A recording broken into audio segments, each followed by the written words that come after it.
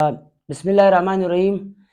چې کله موږ هم د سیویلایزیشن یا د امپایر خبره کوو نو په هغه کې موږ درې دغه چې دی امپایر څخه خبره کوو چې هغه میسوپوټیمین سیویلایزیشن دی، هغه ایجپټین سیویلایزیشن دی، هغه انډس سیویلایزیشن او چاینیز سیویلایزیشن دی. داسې که موږ پر امپایر باندې خبره کوو، موږ اول د فارس پرشین امپایر، ګریک امپایر او له هغه سره رومن امپایر. نو نن زموږ سکالو چې ده موضوع چې ده هغه پر رومن امپایر. رومن امپایر اصل کې د ګریک امپایر بعد په ټوله دنیا کې دا امپایر څه دی، دا چې دی وغوړېدی دا له 20 BC څخه بیا تر 1453 پورې دغه چې دی کامن ایرا چې دی تر دې پورې دا چلیدلی دی. د دې دغه چې دی عمر دا دی. دا په اصل کې په یورپ کې، په نارت افریقا کې، په میډل ایسټ کې او دا ټول ایریا چې ده د کوم رومن امپایر چې دی دی ونیوله. دا رومن امپایر په اصل کې چې متاثر وو، انسپایرډ وو، دا سیاسي وو له ګریک څخه وو. یعنې ډیموکراسي له دوی څخه لکه د ایتنز او د سپارټا ډیموکراسي چې وه هغه یې خپله که ژبې ته ډېره پورې د هغو خپله که ایجوکیشن و، سوکریټیک او ارسټوټل، افلاطون، د دې ټول شیان چې وو اکثره دوی په خپل ځان کې ضم کړل. دوی مخته داسې وو چې د دوی سوسایټي چې وه په هغه پر بادشاهانو، لکه د دوی د بادشاه ټایټل چې وو هغه کیسر هم وو، د دوی د بادشاه ټایټل چې وو هغه اګسټس هم دوی ورته ویلی په دې دغه کې. دا چې دی په 27 BC کې، په 20 BC کې پومپي سیټي یوه سیټي ده، دا تاریخ دا وایي، ارکیالوجستان دا وایي چې دا پومپي سیټي چې ده دا ونړېده او دا د نړېدو وروسته ولې ونړېده، ولې ختم شوه، تر دغه لاندې شو تر یش.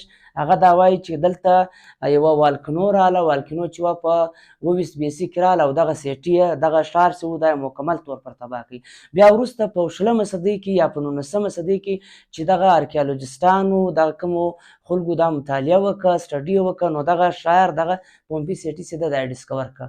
دوی دا وایي چې دا چې ولو دا رومن امپایر چې دی دا په دوه دغه کې مات شولو، په دوه سټایله کې، په دوه قسم کې مات شو. یو ایسټرن امپایر و چې هغه ته بازنټاین امپایر وایي، هغه وچلېدی تر 1453 پورې چې کله خلافت عثمانیه یا اټامن امپایر راغلی دا یې ختم کړي.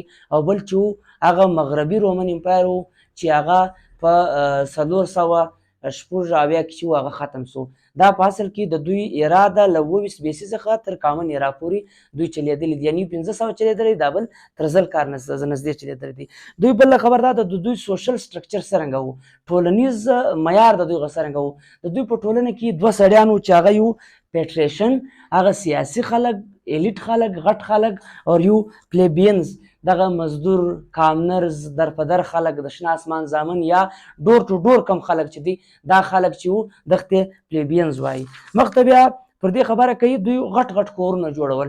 دوی په دې لفظ ډومس استعمالوي چې دوی لوی لوی کورونه چې وو دا په دوی کې رواج وو، د غریبانو او د رولر یا د دغه ته فیملي داسې وه چې د پښتنو رنګه په ګډه فیملي کې اوسېدل او تقریبا د کور مشر چې وو هغه بې سړی وو، یعنې پیټرکل سوسایټي وه.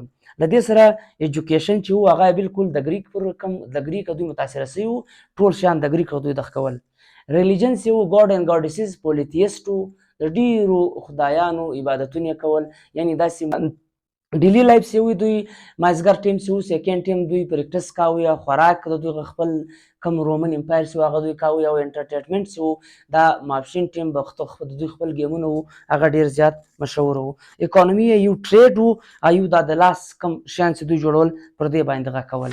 او له دې سره پوځیان د دوی یو لیګن یا لیجن سیستم وو چې د پوځیانو بیا خپل یو یونټ وو، په هغه یونټ کې بیا ډېر زیات پوځیانو کار کولو، 6000 سولجرز به په یوه یونټ کار کاوه. لکه دا اوس دا زموږ د پاکستان کوم یونټان چې دی بلوچ یونټ دی، پښتون یونټ دی، دارنګه په یونټان کې تقسیم کړي وو.